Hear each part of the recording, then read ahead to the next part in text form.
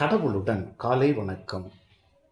புனித மத்தேயு எழுதின செய்தி 8ஆம் அதிகாரம் 28 முதல் 34 வரை உள்ள இறைவார்த்தைகள்.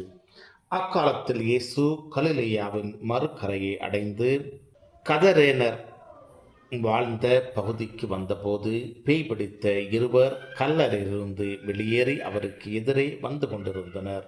அவ்வழியே யாரும் போக முடியாத அளவுக்கு அவர்கள் மிகவும் கொடியவர்களாயிருந்தார்கள். அவர்கள், இறைமகனே, உமக்கு இங்கு என்ன வேலை? குறித்த காலம் வருமுன்னே எங்களை வதைக்கவா இங்கே வந்தீர் என்று கத்தினார்கள்.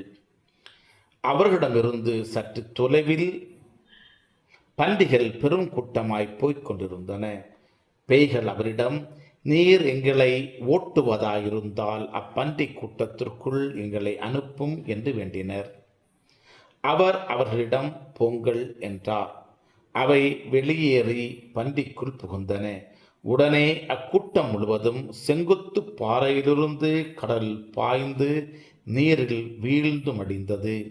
பன்றிகளை மேய்த்து கொண்டிருந்தவர்கள் ஓடிப்போனார்கள். அவர்கள் நகருக்கு சென்று பேய் பிடித்தவர்களை பற்றிய செய்தியையும் நடந்த அனைத்தையுமே அறிவித்தார்கள்.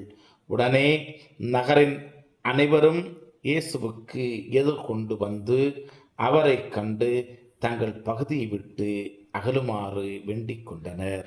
கிறிஸ்துவின் நற்செய்தி. இந்த நாள் இனிய நாளாக அமைய வாழ்த்துக்கள். பல பல பல புதுமைகள், பெருமைகள், இனிமைகள் இறங்கிய நல்ல நாள், ஒரு நல்ல நாள், நம் தேவன் தந்த நாள். இது நல்ல நாள், ஒரு நல்ல நாள், நம் தேவன்